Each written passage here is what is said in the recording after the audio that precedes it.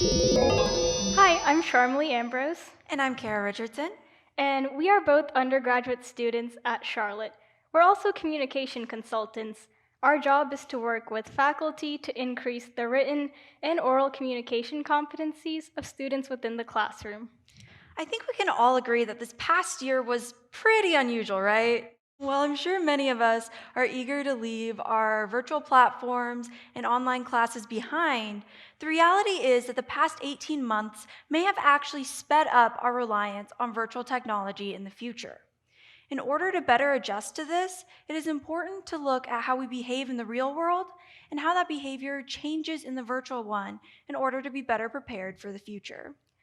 Last year, we did a project which focused on the barriers that our fellow communication consultants faced when working in a primarily online environment and the effects that this had on their confidence levels. We did this by comparing surveys that were sent out in 2019 when classes were held in person and 2020 when classes were held online. The surveys consisted of 20 open-ended and Likert scale questions, which targeted confidence levels and barriers. 41 consultants responded in 2019 and 40 in 2020. And the results of the 2020 survey revealed that the most common barriers when faced in working in an online environment were distractions in the personal workspace, unreliable internet connection and technical issues, lack of engagement and motivation from peers, as well as mental health issues. We then compared the results of the 2020 survey against the results of the 2019 survey, and we discovered that comparatively, there was an increase in consultant faculty interactions, a clear decrease in confidence in conversation skills, a clear decrease in confidence in public speaking and presenting skills, and an increased confidence in writing skills. These trends were consistent amongst all the 2020 consultants. This indicates that these issues caused by working in an online environment are not unique. They are issues that most students likely faced in 2020. Now, what do we do with all this data?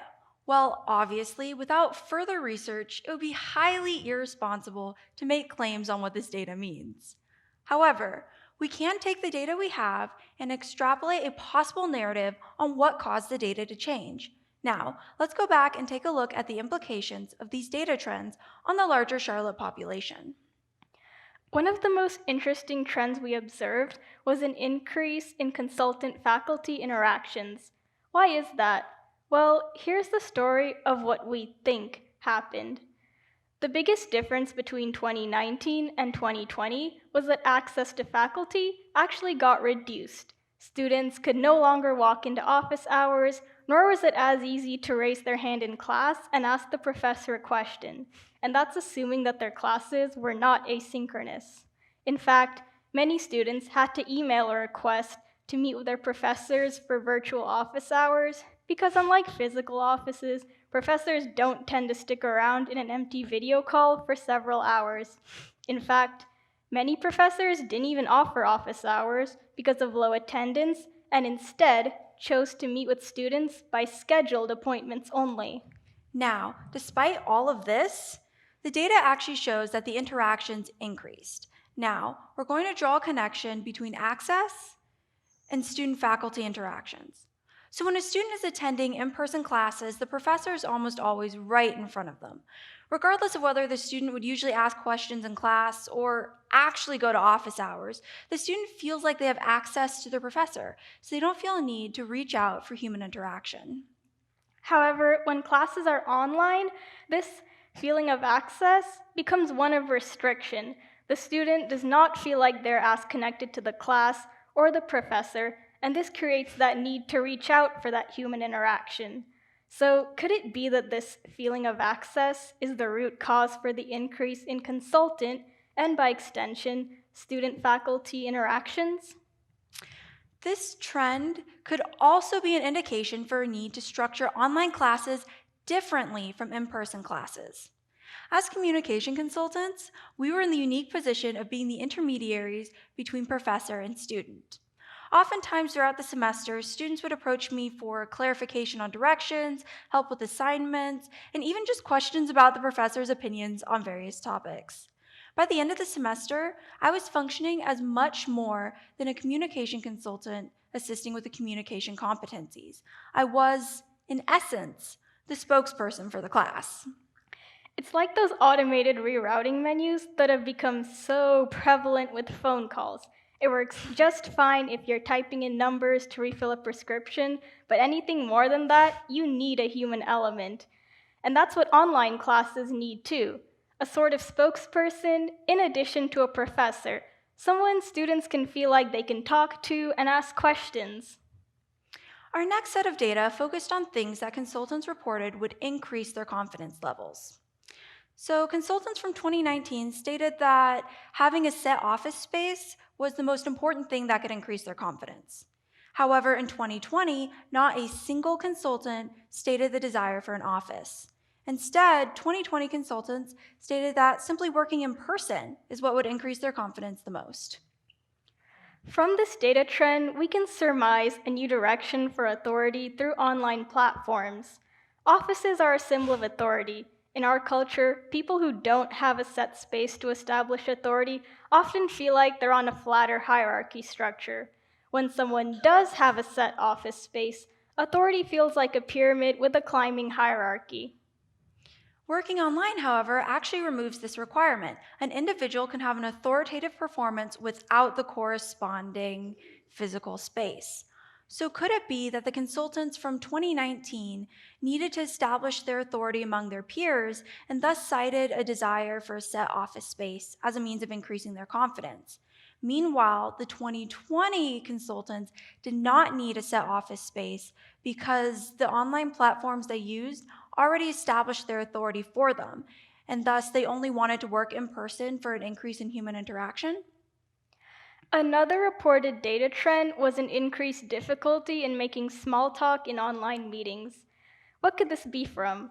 Well, we think this is caused by an artificial intensity that meeting online tends to produce. I think we can all agree that when meeting with someone in person, there's a much more natural environment. The conversationalists can easily take a sip of coffee, touch their face, or glance at objects in the surrounding space. However, in online meetings, people are forced to exclusively stare at their screen in concentration. Additionally, they have to watch themselves perform on that screen. These barriers would more than likely make small talk difficult online. The barriers that people face when dealing with small talk would only be magnified in presentations and public speaking. When presenting to a virtual room of people, there's significant pressure to be had. Unlike in-person presentations, presenting online has the additional pressure of having the faces of all the audience staring straight at you.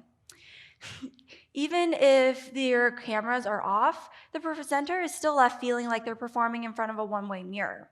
And of course, regardless of the state of the audience's cameras, the presenter can get no cues from the audience, nor can they read any body language. There's no shuffling around, chuckling, or whispering to be heard.